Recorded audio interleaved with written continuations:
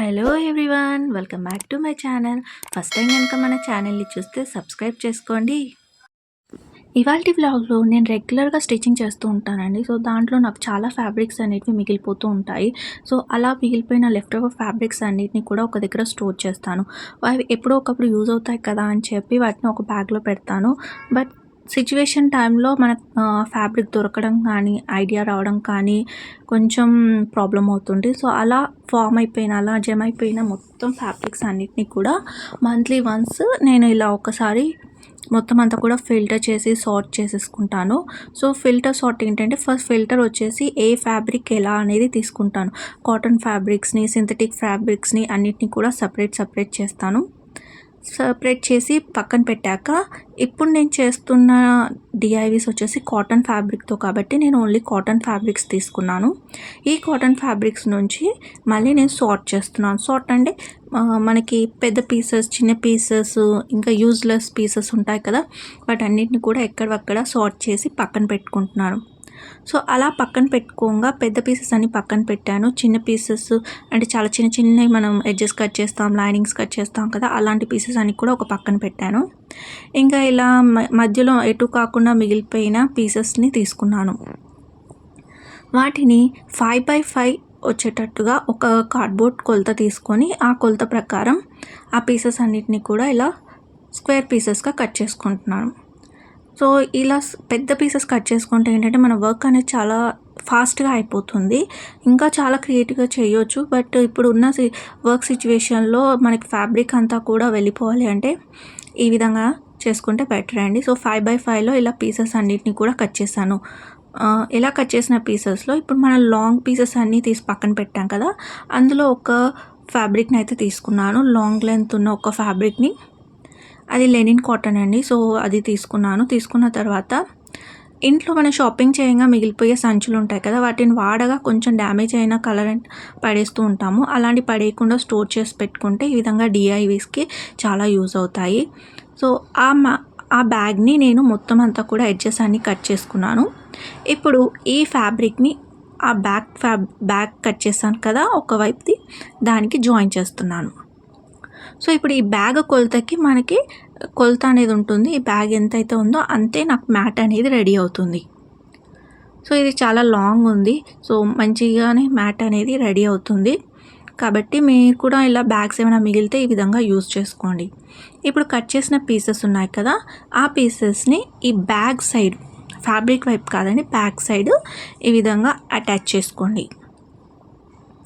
So ఇలా attach చేసేటప్పుడు సింపుల్గా ఎలా అటాచ్ చేసుకోవాలో చూపిస్తున్నాను చూడండి.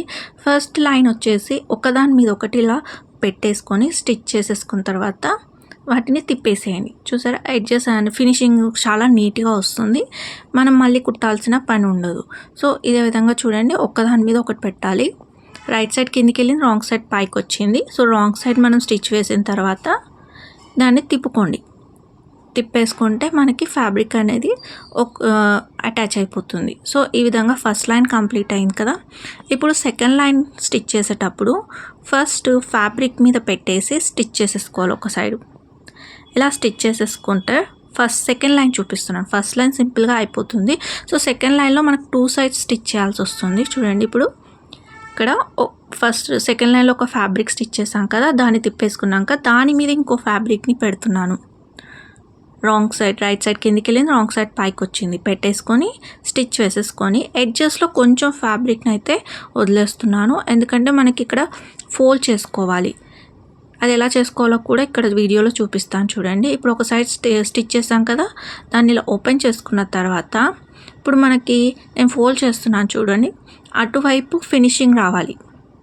అటువైపు నీట్గా ఫినిషింగ్ రావాలి అంటే ఇప్పుడు ఎక్సెస్ ఫ్యాబ్రిక్ వదులుకోమని చెప్పాను కదా, ఒక 1/2 ఇంచ్ కానీ, అలా వదులుకున్న ఫ్యాబ్రిక్ని లోపలికి ఫోల్డ్ చేసుకోవాలి.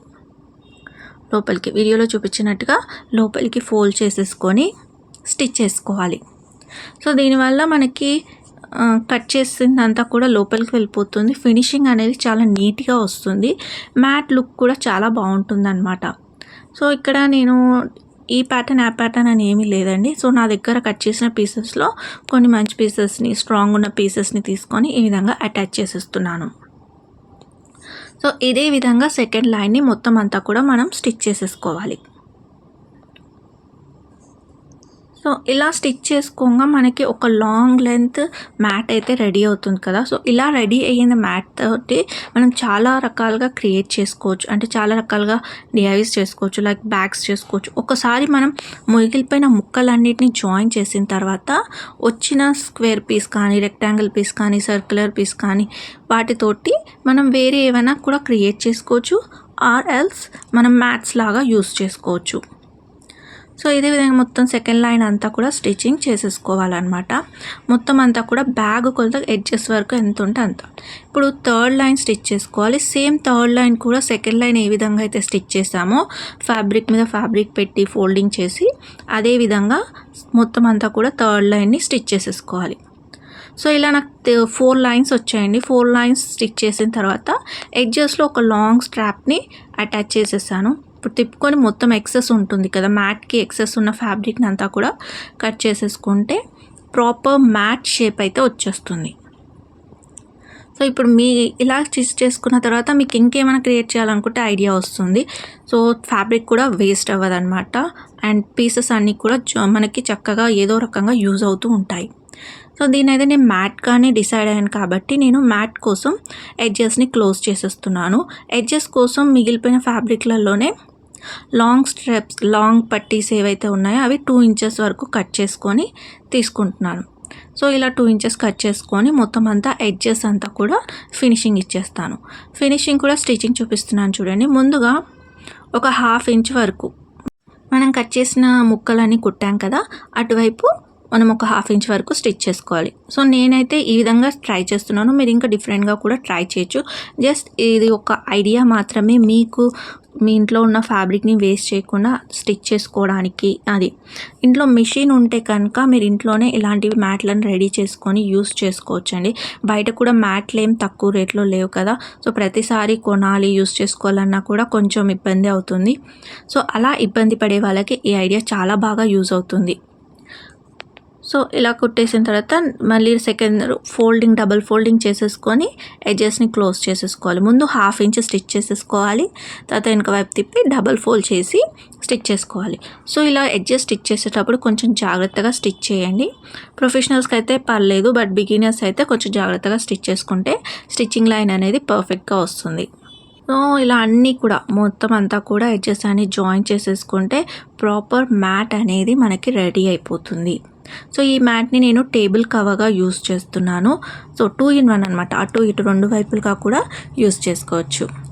సో ఫ్రెండ్స్, ఇది ఇవాల్టి వ్లాగ్. ఈ వ్లాగ్ కనుక మీకు నచ్చినట్లయితే ప్లీజ్ లైక్ చేయండి, అండ్ ఇన్ఫర్మేషన్ ఎవరికైనా షేర్ చేయండి. మన ఛానల్ని సబ్స్క్రైబ్ చేసుకోవడం మర్చిపోకండి. మరిన్ని వీడియోస్ కోసం మన ఛానల్ని ఫాలో చేయండి. Thank you.